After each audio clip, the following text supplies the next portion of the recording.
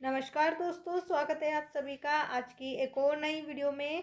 आज यहाँ पर हम आपके लिए लेकर आ चुके हैं राज्य शिक्षा केंद्र मध्य प्रदेश भोपाल वार्षिक परीक्षा 2026 विषय विज्ञान कक्षा 7वीं का पेपर।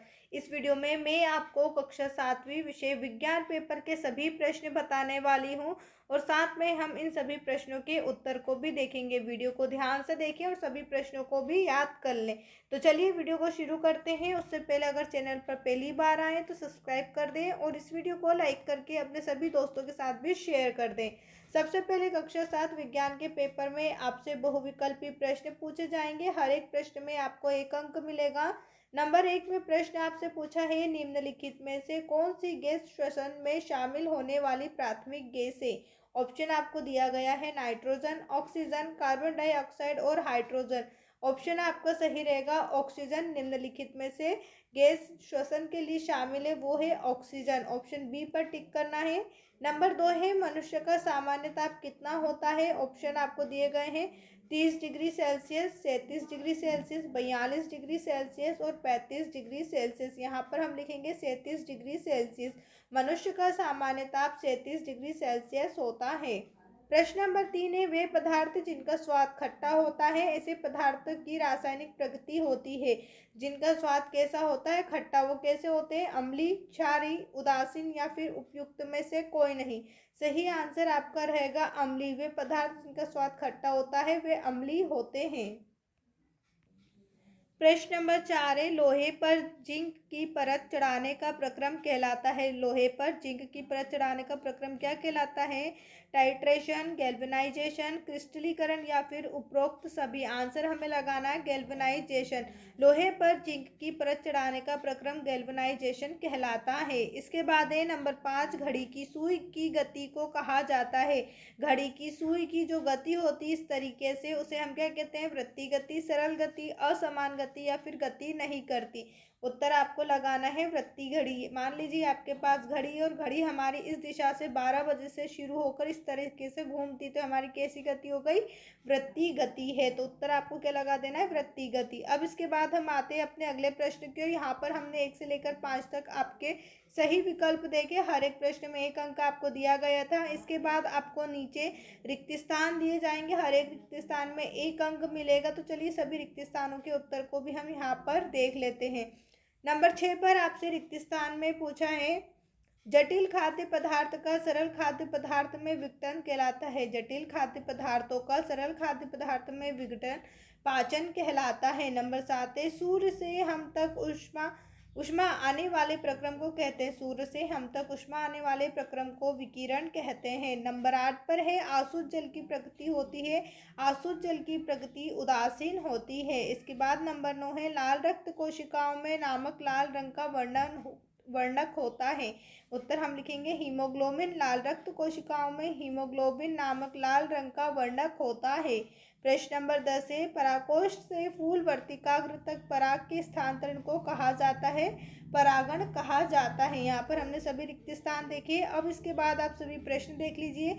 रिक्त स्थान के बाद आपसे अति लघु उत्तरीय प्रश्न पूछे जाएंगे। 2 नंबर वाले प्रश्न रहेंगे, आपको 1 शब्द या 1 वाक्य में उत्तर देना है। सभी प्रश्नों को ध्यान से देख लें। इसके बाद आपसे लघु उत्तरीय प्रश्न पूछे जाएंगे, 3 अंक वाले प्रश्न रहेंगे। तो यहाँ पर 17 से लेकर 22 तक आपसे लघु उत्तरीय प्रश्न पूछे गए। 3 नंबर वाले सभी प्रश्नों को देख ले। इन सभी के आंसर मैं आपको नीचे वीडियो के लास्ट में बताऊंगी, इसलिए पहले आंसर जरूर देख लीजिएगा। इसके बाद हम देखें तो यहाँ पर आपसे दीर्घ उत्तरीय प्रश्न 5 नंबर में पूछे जाएंगे। यहाँ पर आपसे साइंस में एक क्वेश्चन भी पूछा जाएगा चित्र का। तो यहाँ पर चित्र का भी हम आपको वर्णन बताएंगे, किस तरीके से आपको कॉपी में चित्र बनाना है जिससे आपको पूरे 5 नंबर भी मिले। तो ये सभी आपके दीर्घ उत्तरीय प्रश्न थे। चलिए अब यहाँ पर हम सभी प्रश्नों के उत्तर को भी देख लेते हैं। सबसे पहले अति लघु उत्तरीय प्रश्न है जिसमें 11वें नंबर पे प्रश्न पूछा है, सूचक से आप क्या समझते हैं, 2 प्राकृतिक सूचकों के नाम लिखिए। सूचक आपको बताना वे पदार्थ जो किसी विलयन के अम्लीय क्षारीय होने का परीक्षण करने के लिए उपयोग किए जाते हैं सूचक कहलाते हैं। किस चीज को सूचक कहते हैं, जिसका हम अम्लीय क्षारीय होने का परीक्षण करते हैं। कौन सी जो चीज़ें अम्लीय है, क्षारीय है, उसका परीक्षण हम जिससे करते हैं उसे हम सूचक कहते हैं। 2 प्राकृतिक सूचक आपको हल्दी और लिटमस बताना है। इसके बाद प्रश्न नंबर 12 है, ऊष्मा स्थानांतरण में चालन और संवहन में अंतर बताएं। 2 नंबर का प्रश्न है, इसलिए 2 अंतर यहाँ आपको बताएंगे।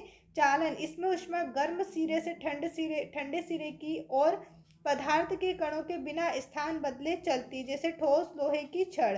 इसके बाद संवहन में आपको लिखना है, इसमें पदार्थ के कण स्वयं चलकर ऊष्मा को एक स्थान से दूसरे स्थान तक ले जाते हैं, जैसे जल का गर्म होना। तो यहाँ पर आपको इस तरीके से ऊष्मा स्थानांतरण और चालन संवहन में अंतर बताना है।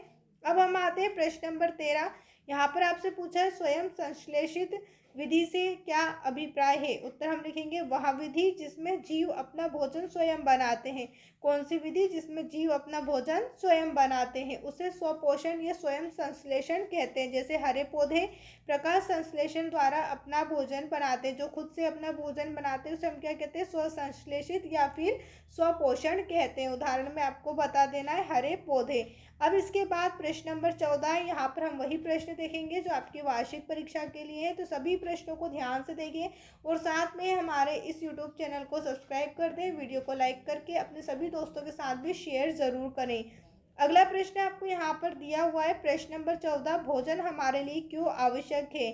भोजन हमें ऊर्जा प्रदान करता है, शरीर की वृद्धि और विकास में सहायक होता है और रोगों से लड़ने की क्षमता देता है। इसलिए भोजन हमारे लिए क्या है? आवश्यक है। भाई, भोजन हम नहीं खाएंगे तो हमारा शरीर कमज़ोर हो जाएगा, हमारे ढेर सारी बीमारियां हो जाएंगी, जिसके कारण हमें रोगों से लड़ने की क्षमता भी नहीं मिल पाएगी। इसलिए भोजन हमारे लिए क्या है? आवश्यक है। यहाँ पर आपको कुछ ही बातें याद रखना है, जैसे ऊर्जा प्रदान करता है, वृद्धि विकास में सहायक है और हमारे रोगों से लड़ने की क्षमता देता है।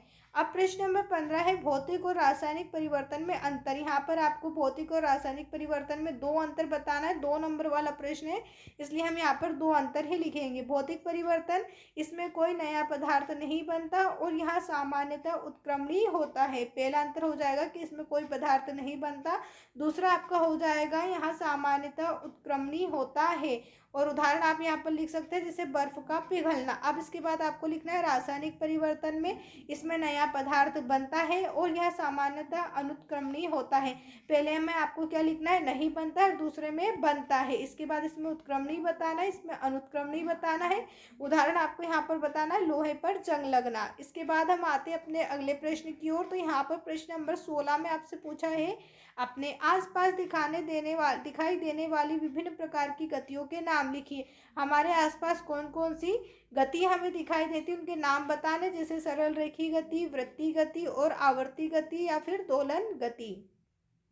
इसके बाद लघुत्तरीय प्रश्न है जो आपसे 3 नंबर में पूछे जाएंगे। प्रश्न नंबर 17 है, डॉक्टरी थर्मामीटर एवं प्रयोगशाला थर्मामीटर में अंतर लिखिए।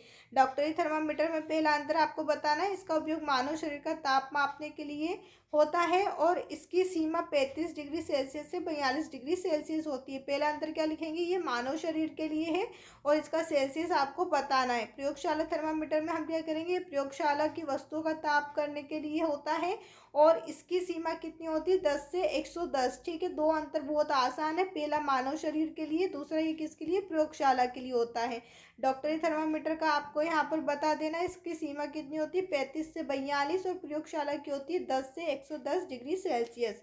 अब इसके बाद प्रश्न नंबर 18 है, मानव शरीर अधिक ऊंचाई पर ऑक्सीजन की कमी की पूर्ति कैसे करता है। मानव शरीर अधिक ऊंचाई पर ऑक्सीजन की कमी की पूर्ति कैसे करता है। उत्तर हम लिखेंगे, अधिक ऊंचाई पर ऑक्सीजन कम होती है, इसलिए शरीर लाल रक्त कोशिकाओं आरबीसी का उत्पादन बढ़ा देता है और श्वसन की दर तेज हो जाती है ताकि ऊतकों को पर्याप्त ऑक्सीजन मिल सके। इसके बाद है प्रश्न नंबर 19, जिसमें आपसे पूछा है, पौधों में श्वसन की क्रिया को विस्तार से लिखिए। पौधों में श्वसन की क्रिया आपको बताना है। पौधे वायु से ऑक्सीजन लेते हैं और कार्बन डाइऑक्साइड छोड़ते हैं। पौधे क्या करते हैं?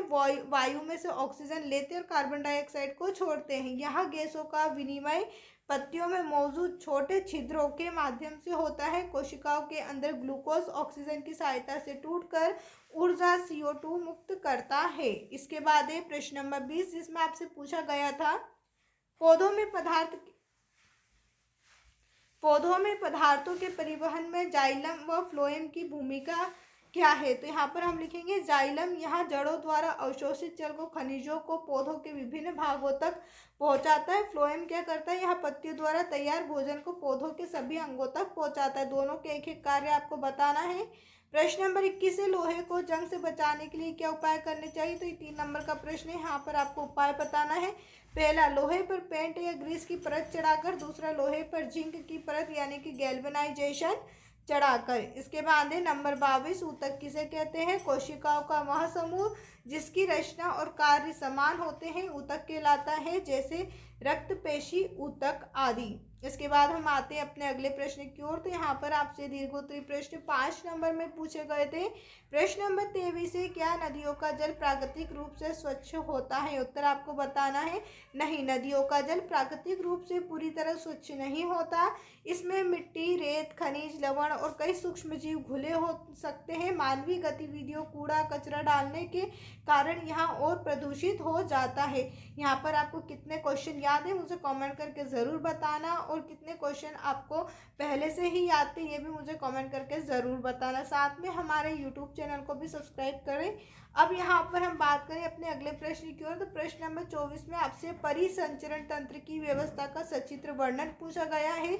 यहाँ पर आपको इस तरीके से परिसंचरण तंत्र का व्यवस्था चित्र बताना है। पहले आपको हृदय बनाना है, फेफड़े बनाना है, फुसफुस, धमनी बता देना है। ऊपर की ओर शिरा आपको यहाँ पर बताना है। उसके बाद फुसफुस, शिरा, धमनी और कोशिका। इस प्रकार आपको परिसंचरण तंत्र का व्यवस्थित चित्र एक बनाना है। 5 नंबर का यहाँ चित्र आपका रहेगा। इसके बाद प्रश्न नंबर 25 से विद्युत के उपयोग के समय होने वाली क्षति से बचने के उपाय। विद्युत के समय उसकी क्षति से बचने के उपाय आपको बताना। पहला, गीले हाथों से स्विच न छुएं। नंबर 2, ISI मार्क वाले उपकरणों का उपयोग करें। नंबर 3, सुरक्षा के लिए फ्यूज या MCB का उपयोग करें। और नंबर 4, तारों पर इंसुलेशन चेक करते रहें। इसके बाद आज का आखिरी प्रश्न है आपके पेपर का नंबर 26, अम्लीय वर्षा और इसके हानिकारक प्रभाव। अम्लीय वर्षा वायुमंडल में उपस्थित SO2 और NO2 गैसों वर्षा जल में घुलकर सल्फ्यूरिक और नाइट्रिक अम्ल बनाती है, और इसके हानिकारक प्रभाव को बताना है।